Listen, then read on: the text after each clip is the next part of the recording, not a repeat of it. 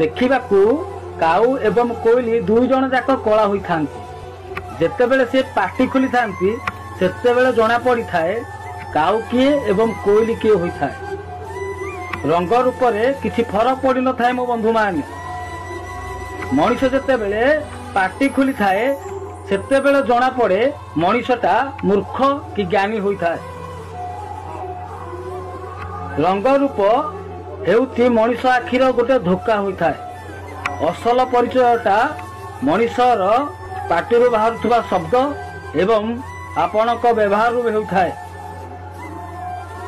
काऊ जेतेबेले बोबाए ना सेतेबेले मनीष माने ताकू बारी धरी गोड़े थांती, किंतु कोइली बोबाइले मनीष माने ध्यानर सह शुणी थांती।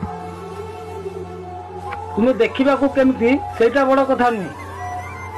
तुम पाटिरु बाहरुवा शब्द रे केते मधुरता रही सेटा बड़ कथा होता है।